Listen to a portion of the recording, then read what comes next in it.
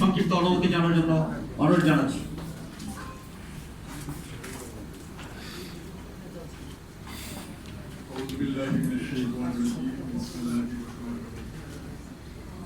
সম্মানিত প্রধানমন্ত্রী, আজকে বাজেট ভাবনা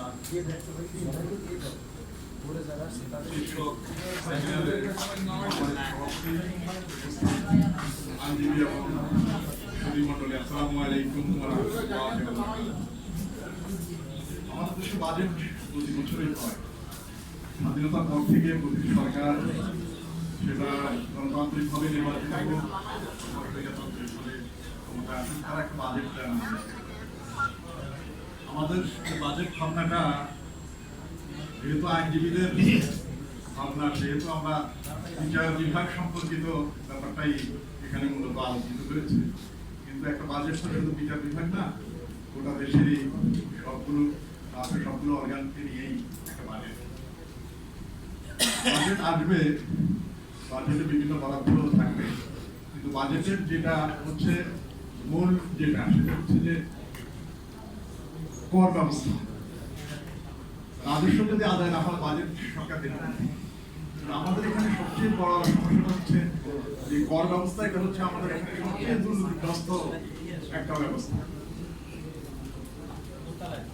এই সম্প্রতি কয়েকদিন আগে একজন আমাদের এনজিআর একজন সদস্য উনি রিটায়ারমেন্টে গিয়েছেন, এবং আমি আজকেই দেখলাম যে ওনার যে বিপুল সম্পদের পাহাড়, এবং উনি কয়েক শ বছর যদি চাকরি করেন তাহলে এই সম্পদ করা সম্ভব না।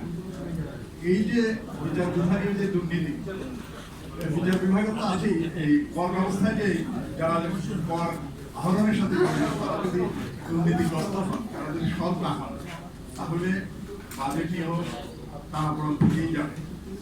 আমাদের এখানে সম্পূর্ণ বাজেট হয়, তারপরে বাজেটের ঘাটতি আছে, উন্নয়ন বাজেট পর্যাপ্ত না, নানান সমস্যা।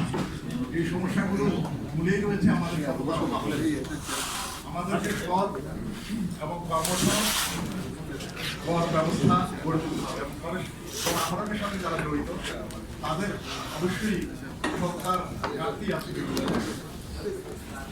এবং তাদেরকে সৎভাবে প্রজাতন্ত্রের কর্মচারী হিসেবে জনগণের মঙ্গলের কথা চিন্তা করে সত্তার সাথে তার দায়িত্ব পালন করবেন, এই আশাবাদ ব্যক্ত করে আমি আমার বক্তব্য শেষ করছি। ধন্যবাদ। আসসালামু আলাইকুম। শুধু দর্শক, বাংলাদেশ লয়ার্স কাউন্সিল আইনজীবীদের বাজেট ভাবনা শীর্ষক সেমিনার জাতীয় প্রেস ক্লাবের বক্তব্য নিয়ে আসছেন অ্যাডভোকেট